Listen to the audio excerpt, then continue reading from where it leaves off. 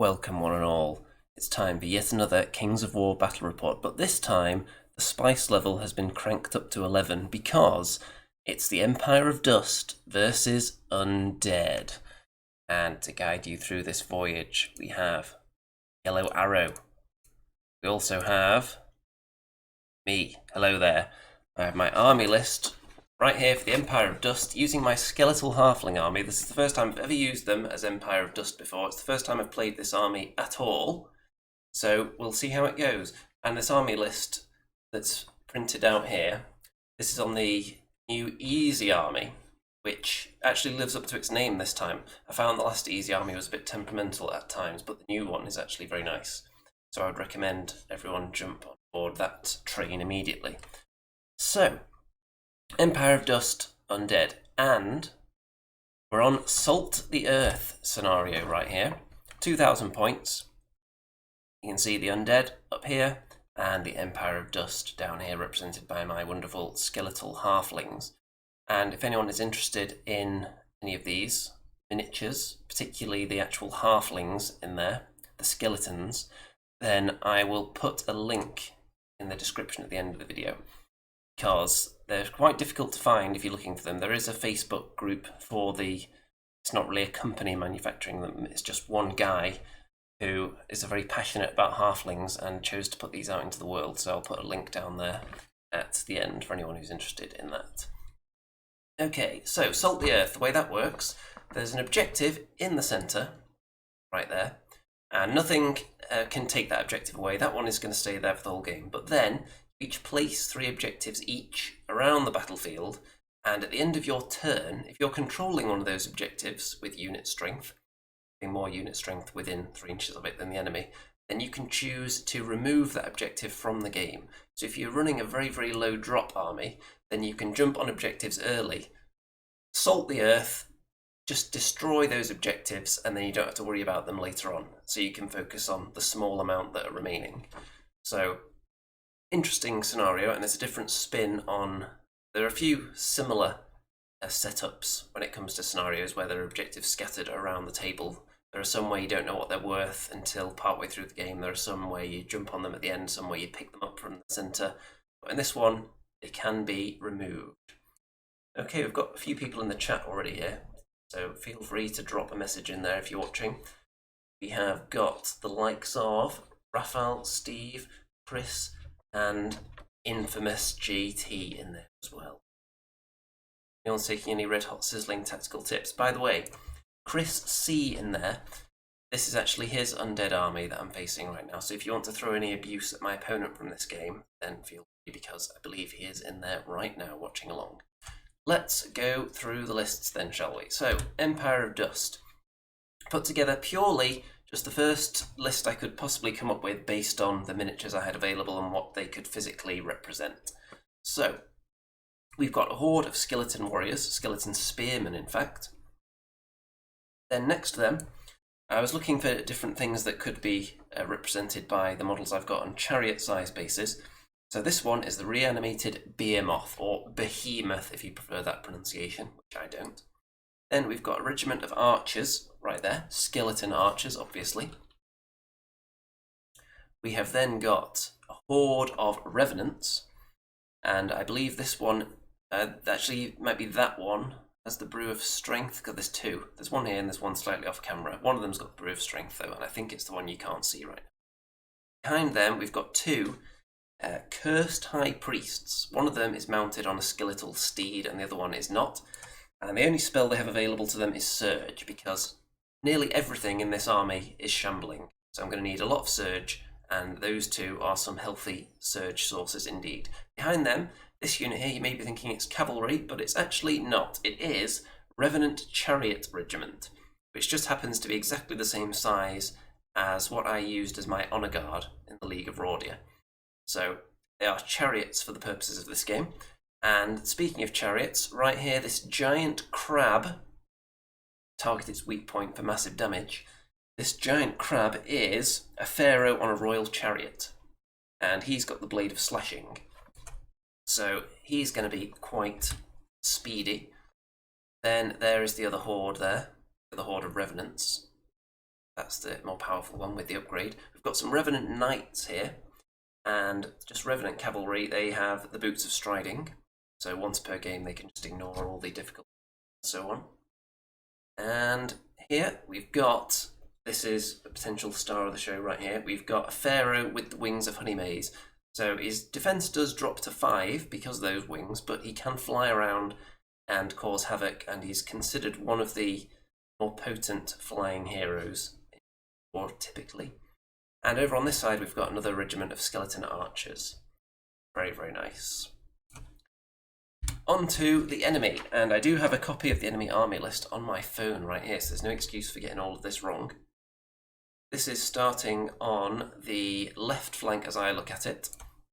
We've got some Revenant Cavalry, and they have the Boots of Striding, so it's very common to put the Boots of Striding onto a cavalry regiment nowadays, or a cavalry horde if you're that way inclined. Then there are several heroes on foot, so hopefully I'll get them all correct here. So, there is, in the army, there's a Pharaoh, much like my army, with the Wings of Honey Maze, so a flying Pharaoh on both sides. There's also a Lich King and 2 Necromancers, and this guy right here is the Cursed Pharaoh, I think, with the Wings of Honey Maze, so he's going to be flying around adding some speed to that unit in attack over there. Moving along, we've got 2 Balefire Catapults, and you can tell I may have been insulting this army in the video description by calling it plain old unseasoned undead, but there is actually a little bit of flavour on there. So it's like vanilla with chocolate chips in it maybe, because it's kind of a dead elven theme. Whereas of course my army is more like, it's one of those cones where you get 3 different flavour scoops on top of it at the same time, drizzled in all kinds of sauce and sprinkles and everything. I'll give this one a bit of credit though. Balefire Catapults there. We've got a horde of Revenants, which are slightly different from the Empire of Dust Revenants. So the Undead ones have defense 5, whereas the Empire of Dust ones have defense 4, but they have crushing strength 1. So a little bit of a difference there. It depends how you use them, which would be better, say. And they've got the Brew of Strength on them as well. Here we've got a legion of zombies, and they have the Scrying Gem, which is just one of those handy all-purpose items to get your opponent to deploy more units before you do. Just stick it on any unit, it doesn't really matter, wherever you've got space for it. Then there are 2 heroes down here. I'm going to assume these 2 are the Necromancers, just hanging out there. And do they have any upgrades on them? Let's see here. One of them has Inspiring Talisman. They both have Surge, slightly less than my Surge though. They only have Surge 6, whereas my Priests have Surge 8. One of them has Bane Chant, and one of them has Weakness. So, one for strengthening their own troops, one for removing strength from the enemy's troops. And as we move down here, there is a Death Pack right here, which is just a little chaff unit. And then there are 2 regiments of Soul Reaver Infantry, represented by my skeletons, which were kindly lent to my opponent for this game. And one of them is Elite, one of them is Vicious. I always forget which one's which, and it doesn't really make much difference. Pretty much the same kind of upgrade though. Just makes them a bit more killy, as if they needed it. Let's have a look. Leslie, finally I managed to stumble into one of your live streams. Big fan of your battle reports. Keep up the work. I intend to keep up the amazing work. And we've got King John in there as well.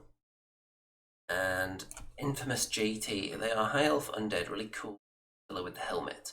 2 really nice armies. Yes, they are very nice. And this helmet also, I found out, doubles as a handle for actually picking up the unit as well. It's strong and stable enough for you to do that. So, the objectives that can be removed from the battlefield. That's the central one, so that one can't be removed. That one's going to be there regardless. There's one here, one pretty much in the centre of the lines. There's one here. There's one over on this side. I think that's the only objective that's all the way on that side, which is why we haven't gone heavy on the commitment over there. We've mainly got fast units that can easily participate in the battle in a different area once this area has been fought over. And I've got one little unit of archers there in the difficult terrain because enemy knights, they wouldn't like to get bogged down fighting those archers. So they're going to have to actually commit a little bit there. They may have to use, for example, the hero that's with them, or shoot the archers first. I'm not sure if they can actually be seen, and they're probably not the best target for a catapult. But just throwing the knights in there into the difficult terrain against skeleton archers is probably not going to kill them in one round, which could lead to things like flank central up here. So by putting them in the terrain just makes it a bit more of an annoyance to the enemy, and I'm also covering this area in case they want to move up and maybe scorch that objective, because I think I've got more scoring drops than the enemy. And in terms of the surge battle, I have a lot more surge available. There is one of the counters underneath one of my hordes here, and into turn 1. So my opponent is going first. I believe he won the roll. You can actually see the laser there. There's a nifty effect going on right there. Okay, so there's a bit of an advance, but because it's undead, it's not going to be that fast. Of course, Soul Reaver infantry shambling, so they're just getting right up there. That's the Lich King, if I didn't mention in there, by the way, hiding between those two units. And does that one have any upgrades? Shroud of the Saint, so plenty of heal there, and Blizzard as well. So long range and some nice healing potential. Quite an expensive hero there. I think I successfully listed all the upgrades from that. Okay, let's move on. So again, there's not going to be a huge advance probably. What do the Balefire Catapults achieve in turn 1? Well, I think they land 3 out of 4 hits in the first turn, and they put 6 wounds onto my Revenant Cavalry. It's not very nice, and it puts them in the danger zone now, so that enemy cavalry charging them, or even maybe a Pharaoh, the Flying Pharaoh, would have slightly too few attacks to finish them off, but any other unit attacking them now would now like their chances of taking them out, because 6 wounds, danger zone. And what does the Blizzard get done here? Blizzard puts a couple of wounds onto my Chariot Regiment. So the Chariot Regiment, while it may look bigger than the Revenants, it's actually got less attacks and it's generally just a little bit worse. It does have a bit of a shooting attack though. It's cheaper as well. And what are the heroes getting up to here? Well, weakness is cast onto my Pharaoh on Chariot. So using this blue token to represent weakness, just in case there are any charges open to me at that point. And I think there possibly might be one available there if I should choose to take it. But that could be crazy, just throwing it out there to die. And the Undead actually choose to salt the earth and remove this token from play. So that is right here. So obviously not planning on sticking around, and they've got far less scoring units than I have. Let's see, 1, 2, 3, 4, 5, 6. I've got 1, 2, 3, 4, 5, 6, 7, 8, 9. I think that's all. I've definitely got more. It's going to benefit the Undead to get rid of some of those objectives because they're available at the end of the game and I'm able to pounce on them. That's going to be beneficial to me. So that one is being salted and it's gone. So a bit of damage done, but no combat yet. Turn 1 for the Empire of Dust. What do my archers achieve right now? Well, they put a couple of wounds onto the enemy Revenant Cavalry, which is a little bit of a bonus. You wouldn't really expect to do much with the skeleton archers against some knights like that. Any damage is just welcome. These archers did have to move a little bit to get into these woods to see through, so there are some negatives to doing that, but they still manage a wound on the Soul Reaver infantry there. Not that they're going to care about suffering one wound. As soon as they get into combat, they're going to be life leeching that back anyway. And that is the battle line, so I've moved everything up, making sure not to expose any flanks to anybody. And the units that I've got in charge range of the enemy, if they want to charge my reanimated Behemoth, which is defense 6, through the difficult terrain to do so, go right ahead, because they probably won't kill it, and then there's all kinds of flank options opening up on any units that go in here. They could charge the Skeleton Spearmen, again through the difficult terrain with this unit, but I think the Skeletons are out of range of that unit there. The only units that are in range of both of those terrifying enemy Soul Reaver infantry units are this big guy and the Horde of Revenants right here. So this isn't my expensive Horde of Revenants, the one with the Brew of Strength is on the hill. This one is slightly cheaper. And my knights have actually sidestepped this way a bit because I'm just ignoring my archers over there. I'm going to let the enemy steam in and kill them, and that's going to keep them away for a little bit. I'm going to get my knights a bit further this way. I should have probably moved them a bit further actually and got them completely out of range of the catapults, so the catapults couldn't actually see them behind the hill. And you can see also that my pharaoh with the wings has flown behind the house here. So he can be attacked by things because there's surge from the enemy's army, but if they surge anything at him, it's going to be going over difficult terrain, and he's not that killable. So anything that attacked him would be left kind of sticking out in this position here, which is just asking to be flanked by everything right now. So that would be a suicidal move, so he's probably not going to go for that. Turn 2, you can see, look at that stripy sleeve. Very exciting. Turn 2 for the undead. So we have got a double charge onto my archers. So the Revenant Knights and the enemy Pharaoh. I don't know why regular undead get a Pharaoh. They should call it something else, or at least the Empire of Dust can have a bit of a monopoly on the Pharaoh industry. So that double charge may well kill them. The Pharaoh's not hindered, but the Knights are. It could take them out, but not necessarily. They might well survive a turn, and if they do, I'm going to have the option to surge my Knights into that flank. And look at this. So both regiments of Soul Reaver infantry decide, you know what, let's focus fire, focus our attacks, and take out this horde of revenants in the middle. It's quite an expensive unit. Let's try and get that killed. I'm not sure whether I would recommend this course of action. Deathpack has flown into the reanimated Behemoth just to try and block him in, but it's not actually going to help. Because whatever happens in this combat, especially if they fail to kill this unit, which is inspired, then they're still going to kill it if they double one, to be honest. This guy can just back away an inch at the start of my turn, and then can easily, the archers might need to move, but he'll be able to find an angle to get into that flank there. So, and then if they don't kill it, they're also going to have to deal with the Pharaoh in the flank, this unit in the flank. Chariots are still back here. It's just going to be all kinds of terribleness for those two units if they don't kill me. And if they do, whichever way they face, I've got 1, 2, 3, 4, 5 surgeable units right here. I've got the Pharaoh on Chariot as well. I've got 2 surge casters. And I've also got the Pharaoh with the wings, who's slightly out of shot up there, but he's also got surge. So 3 surge sources, so I could just get all kinds of hideous flank action on these guys afterwards, regardless what happens. So let's find out the result of this shortly. See that the other units, these are the slower ones, they're just moving up.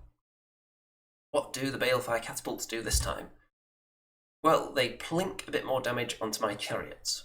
Don't think they shot at my knights this time, or if they did, they missed. But the chariots have taken a bit more damage, so the catapults are doing quite well with their hits so far. But this round, there was a bit of a letdown for them, because they actually failed to wound with a lot of the dice, I think. So we're going to have some blizzard and weakness thrown out, no doubt, and the weakness goes on to my Brew of Strength Revenant Horde on the hill, which is probably a good idea because they are packing a bit of a punch at the moment. They've got Crushing 1 naturally, the Brew of Strength, and they might be charging down off this hill as well. And my archers do get killed, 9 damage, so it was a close run thing that they were taken out, because if they weren't, that flank was looking ripe and juicy for the plucking. But as it is, they're able to turn around now, so it's probably not worth me sending my wounded knights over there to engage them. Deathpack does nothing because it was making a hindered charge into a defense 6 unit. What did you expect? It's just there to try and block. And my horde dies as well. Look at all that damage. Just a zillion wounds there. So let's see how my opponent is going to position these 2 hard-hitting Soul Reaver infantry units to mitigate the effects of surge. And there isn't really a way you can do it. I think this unit overruns a bit. This one turns because this unit's trying to protect its flank. So it's lined up so that the chariots cannot access its flank at all. But there's really no good position to put these 2 units in afterwards because they're going to get hit from all sides regardless. The reanimated Behemoth may need a surge to see that flank, but you can definitely get there. These chariots, at the moment they're in the front of this unit, but if they move forward a tiny bit, and then do the tiniest of pivots, they can easily be surged into hit that corner and then line up in this kind of position, in the flank there. There's the Pharaoh here that can charge in there. I can get these guys moving forward and get them into the flank of this unit as well, no doubt. And it's just not looking good for those 2 units at all. And as I can't think of a way they could have positioned themselves that would have actually saved them from what's about to come. So turn 2 for the Empire of Dust, and, well, they're gone. So the chariots were surged into the flank. This guy was surged into the flank, which leaves me with my other surge caster, which is my Pharaoh with the wings, and he was able to surge this unit into the flank. Then we had the Pharaoh on chariot into the front, and both those units are dead. My knights have turned to face the enemy knights here, and you can see that my Pharaoh, because it was a risk when I threw them into the flank, if I had failed to kill those Soul Reaver infantry that were here, then this flank, this unit would have been pointing in this direction, wide open to these units here. So the Pharaoh parked himself in front of the Revenant Horde. So he might get killed by them. He might live. It's going to be pretty tight, I think. But he's blocked my scoring unit from having the potential charge into the flank. And he's also preventing a kind of double charge action that would be thrown their way as well. Anything else to mention? So from this angle, you can see that my skeleton horde as well flanked the death pack and killed them as well. So 3 enemy units down, and they've only got 3 scoring units left now, I think. So that's going to make it very, very difficult to win this scenario unless they can really toast all of my army in the next turn. And this is my Revenant Cavalry unit that are sitting on one of the tokens right now. And the enemy knights are about to charge me, so salt the earth, delete the token, because it was right here. I don't want to have to send anything else over there. This is where the main fight's going to take place now. You can see that I've turned my chariots to face that way as well, because when the knights steam in there, they'll probably kill my knights because they're already on 6 wounds. Now I then have a unit to steam in and hit them with. I may not kill them, but it'll definitely put them at death's door, and it'll hold them up for a turn and stop them getting into this big meaty area here. Turn 3 for the undead. So knights and the enemy flying pharaoh both head into my revenant knights. May well kill them now. Of course, the revenant horde charge into my flying pharaoh, who's just sat right in front of them, surging people. And the balefire catapults, what do they do this time? They put a ton of damage onto my chariot regiment. I think they got 3 hits out of 4 again, so they're on fire at the moment. Makes sense. And the bit of blizzard action as well into the same unit puts them on a bit more damage. So they are pretty much toast right now. And the zombies, zombie legion, make their way into this unit. I think one of the heroes positioned itself so they couldn't slide any further down than that. Because what you risk doing is blocking this unit in.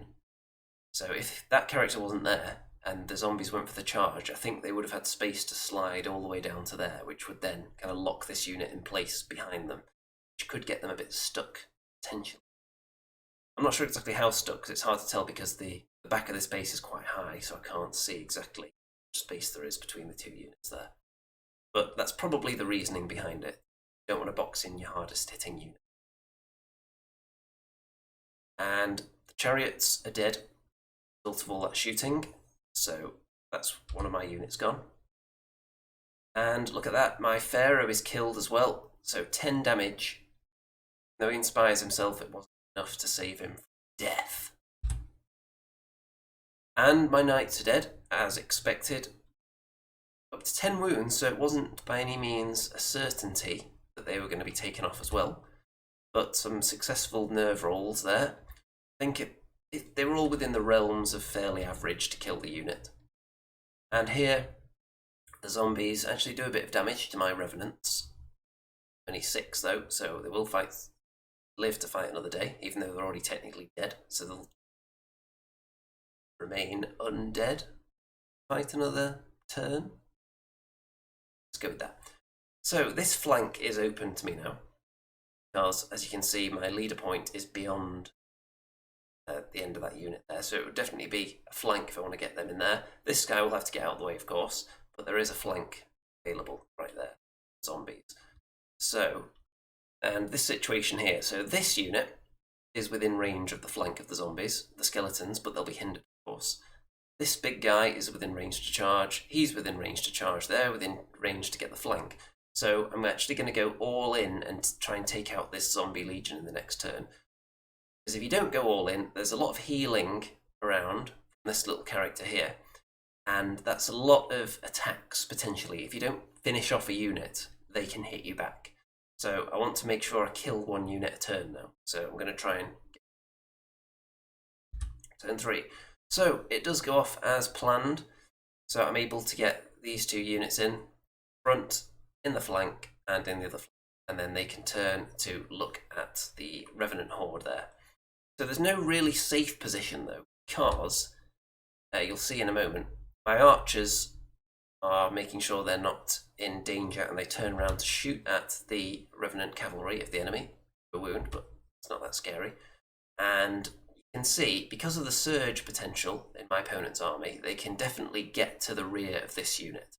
They can also charge the rear of the Defense 6 beast there as well, I think. But they can't see the Pharaoh on chariots, because unless there's a mistake in the easy army, then the Empire of Dust chariots are the same height as your average hill. If that's a mistake, someone let me know. Because according to easy army, Empire of Dust chariots are the same height as their cavalry, which is the same as typical hill. So these knights can potentially be surged into action. These guys in the front, I could very well lose this unit this turn, but I've still got 4 scoring units available, and my opponent would only have 2 at that stage, so it's still looking quite good. There's a token here, there's one here as well. There's the central one, which is around here somewhere, which can't be removed. That one's still there, and then there's one right at the back up there next to the balefire catapults as well, which my opponent can't salt out of the action, because he can't control it because they don't have any unit strength.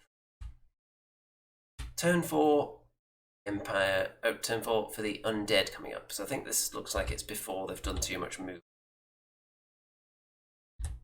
So this was my opponent's initial thought, was to put the knights in this position and surge them into the rear of my revenants. But then I thought, you know what? I'm going to risk it. I'm going to put them here, surge them into the priest instead, and then try and overrun into the revenants. It's risky because if you fail to kill the priest, then you're kind of stuck, and the revenants on their own probably aren't going to finish off my unit of revenants there. So it's a risky move, but will it pay off? Because if it does pay off, then obviously you can kill 2 birds with 1 stone. But it's always risky though, go for an overrun like that, instead of just going straight for the unit. You're giving yourself more chances of rolling those double 1s, which is always fun. Balefire catapults, what do we do this time? My Pharaoh on the chariot is up to 6 wounds as a result of that little barrage, which isn't very nice. That puts him in the danger zone as well now. And this Necromancer puts weakness onto the reanimated Behemoth, who's definitely going to be in combat next turn, so a good move there. Only crushing strength 2, so depriving him of half of that, probably a good idea. So, the knights, they do manage to kill the priest. They do 8 wounds, so let me just check what their priest's nerve is, because it's not that low actually. 13, so that could have been a bit sticky for them, but they managed to get enough to kill him and then overrun into the back of revenants. Also, interesting, my opponent was pondering whether to charge, or whether to do that combat first and overrun, or whether to attack with the revenants on revenants first. And I think I would have gone for the revenants attacking the revenants first, because you can roll the nerve check twice in one combat round on the same unit. So if this unit were to do a lot of damage here, and then, say, roll a double 1, you would then get another shot at it when this unit overrun. And if they kill them the first time, you could then overrun into the chariot Pharaoh instead. So I would have actually attacked with them first. Probably. There are other things to consider as well. For example, if the character that you're overrunning has inspiring, but in this instance there's another inspiring character right here. So a few things to think about in these situations. But some people still get stuck in the way it used to be in Warhammer, which is you could only have one, you could only resolve the combat against each unit once, I think it was. So if you could go over a unit into the next unit, you had to do it in the right order, otherwise you just wouldn't be allowed to fight. but in Kings of War it does not work then. And, oh, well, my opponent has just confirmed in the chat that he didn't know that. Well, yo, tasty nugget of information there. So this is how the units realign themselves afterwards. Partially, there's how they finish. So making sure I'm not going to get any flanks on them. Be very, very difficult for me to get any. So the Pharaoh on Chariot. Potentially I could probably charge all three of these units into the undamaged Revenant Horde. I don't want to do that though, because I've got all my units then, all three of my main units right now in one place, and there's only one objective here. So I'm actually going to move the Pharaoh away and just throw these two units in. And you'll see in a moment, so there's an objective here, which my archers are eyeing up, and there's one up there. So I could potentially go for that one, but let's see what I do. So my archers move up onto this objective, and I want to actually move beyond the objective at some point, because if these knights kill something and then turn to face me, they're undoubtedly going to charge the archers. It may take them 2 rounds to kill the archers though, potentially. So I want to be beyond it so that they are stuck more than 3 inches away from this objective. Then I do the double charge here with the Behemoth and the Skeleton Horde into the Revenants. Not much is accomplished there, but I think it has to be done anyway. And my Pharaoh is heading off in this direction. He's regenerated some of his wounds there, which is nice. He's getting range because he's eyeing up going after this catapult. If he kills that and then just sits there, he'll be on one of the scoring objectives then, which could be very, very important. Turn 5 for the Undead. So, obviously this unit is going to steam into him in the flank, but I think they're actually surged in so that they can shoot at him first. So the catapults put damage on him. He gets weakened as well, just in case he survives. And the other catapult, more damage. So they're just raining flaming death at the moment, these Balefire catapults. Definitely having a good game, and of course I know all too well the potency of long-range artillery in this game. Plenty of times with my Abyssal Dwarves and my Goblins in the previous edition. So that flank is then opened up with the Surge. And one dead reanimated Behemoth. It's now been de-animated. And the Knights then turn around to face my Archers, which I suspected they would do. The previous turn I had the option of salting the earth and removing this token, thinking that the enemy would come over here and get it anyway. But then I thought, actually, if I remove that token, the enemy won't even come and kill my archers. They won't need to, because there's such a lack of threat from them. So they can just concentrate and go and kill everything else faster. But leaving that token there for a turn means that the archers are actually potentially game winning, right? So the enemy have to look at them at the very least.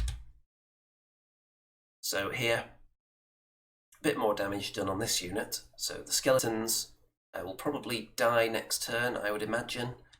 But that may be enough time for me to get into a winning position.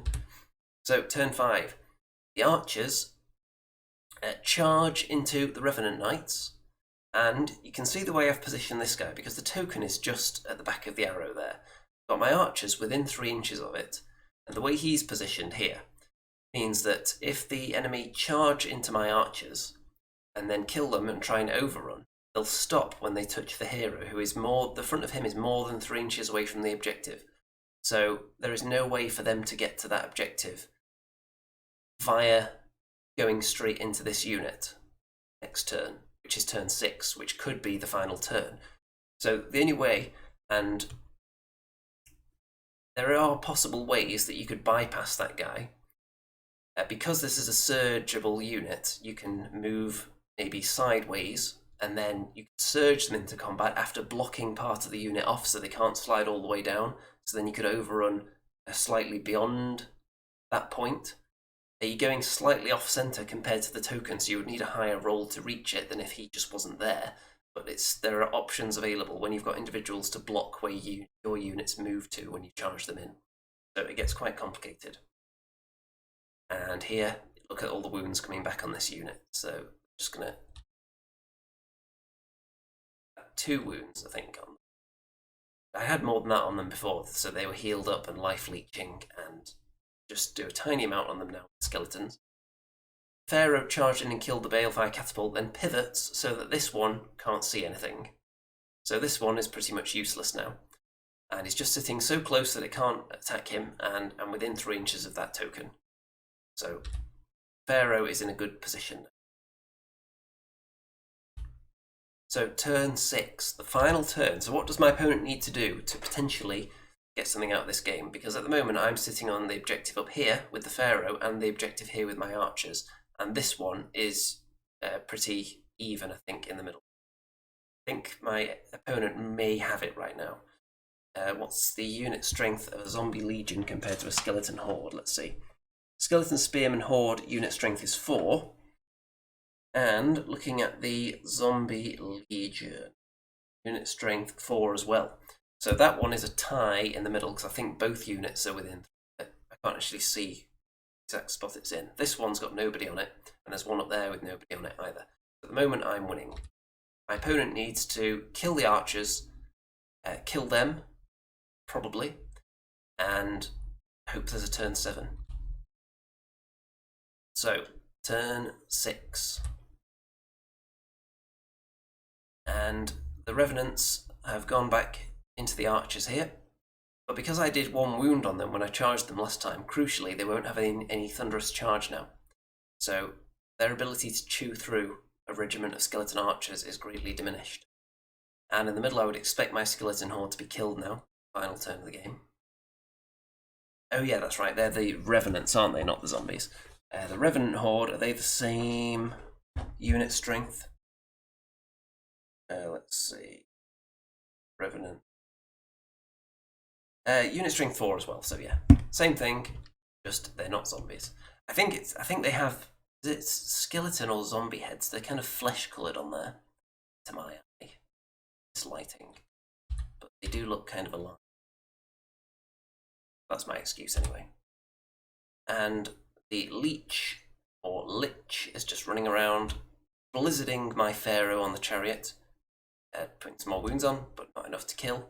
And my skeletons are killed by the Revenants. Tons of wounds equals dead skeletons. The archers, however, only suffer 6 wounds and survive. So that means if the game ends on turn 6, I am going to win. Matthew says some spicy dead on dead action looks like. Yes, it's very, very spicy indeed.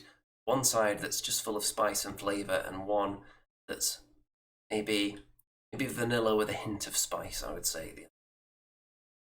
So I've only got 1 turn left potentially, but I'm already in a winning position. So if it doesn't go to turn 7, I'm going to win unless I do something really stupid now. Turn 6. So I charge the Revenants again in case there's a turn 7. I want to try and take away their thunderous charge again, which I do by doing another wound or 2 on them. And the Pharaoh on chariot just pivots round a bit because this unit is actually threatening him right now. So he wants to get in a position where they have to be surged to go and get him, and they would hit him in the front, so he's out of their charge range. And if they want to surge towards him, they would be abandoning the objective in the middle there, which means they could end up stuck in no man's land with no objective, or they could actually reach him with the surge and then fail to kill him, which is definitely within the realms of possibility. In which case, then they wouldn't overrun him and they wouldn't be able to get to the objective that's poking out the back of his base there. So it depends how badly you need that objective, really.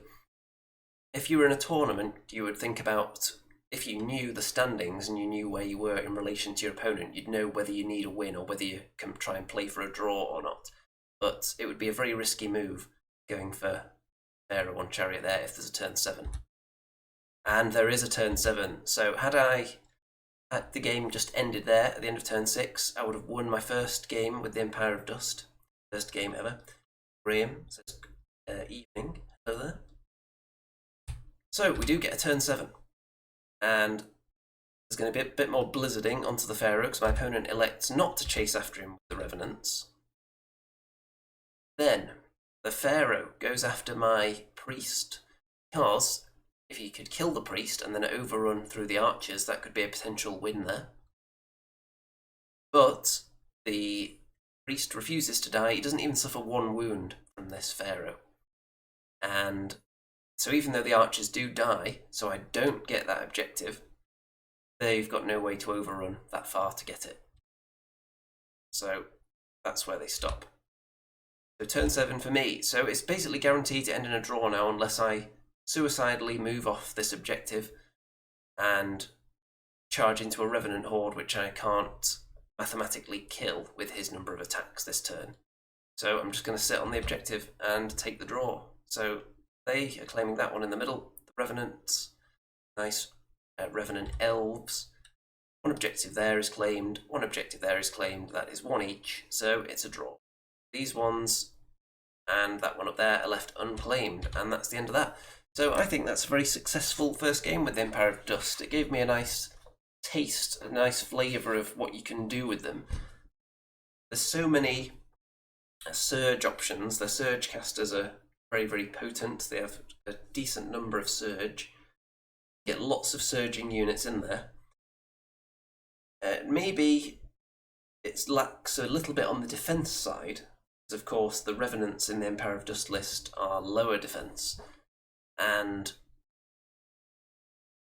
I'd obviously need to work on my Empire of Dust strategy if I'm going to be playing them further. I can exclusively reveal that I did play 1 more game with them since then, which is going to be reported on at some point over the next few days.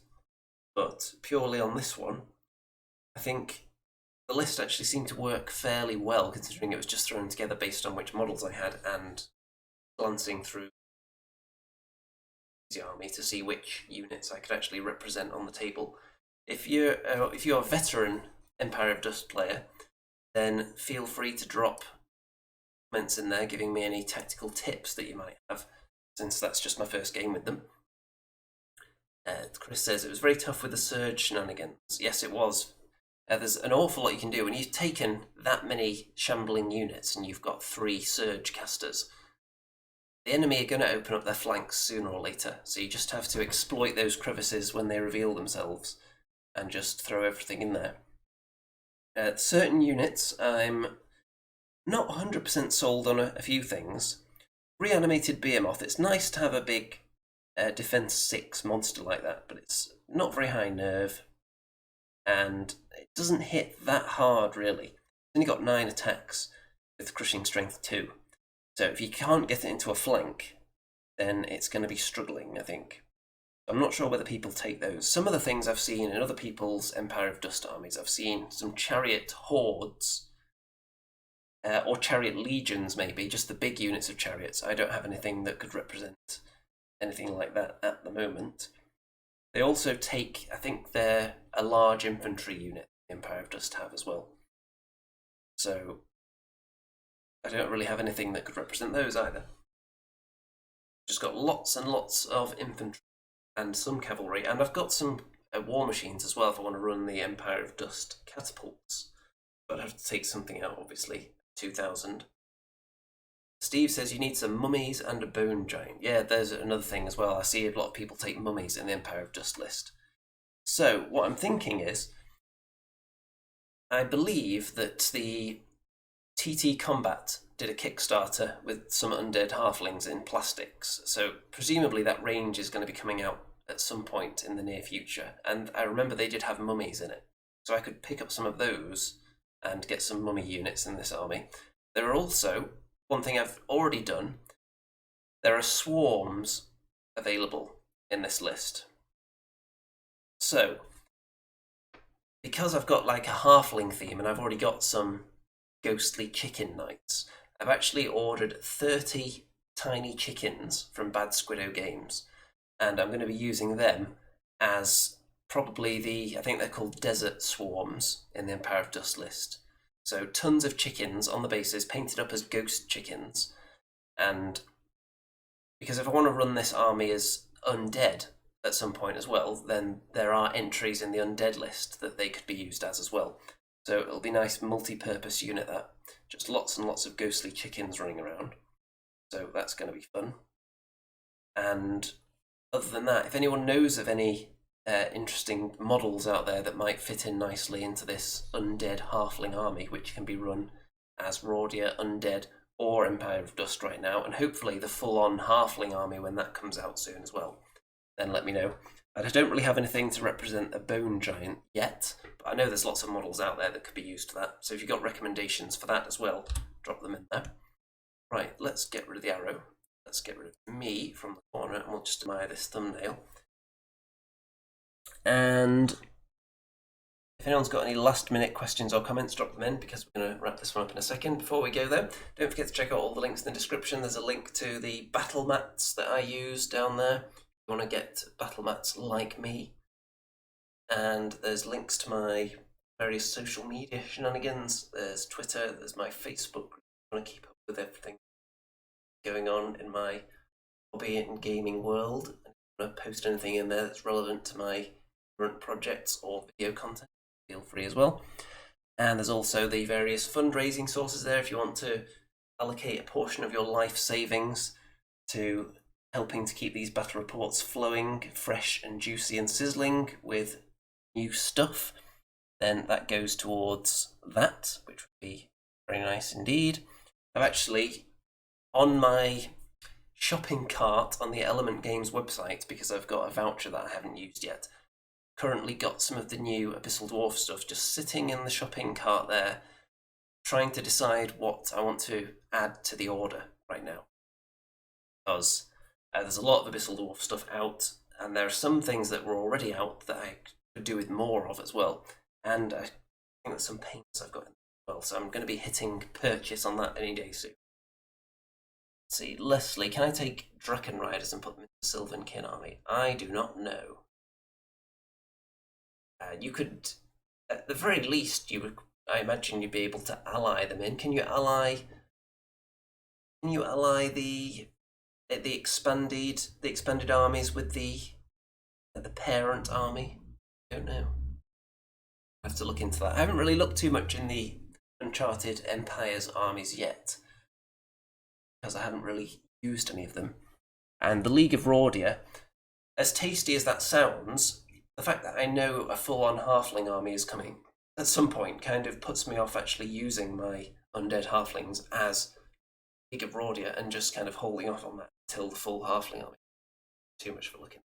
He says Reaper miniatures do some nice Undead giants. Yes, they do. I've seen a few.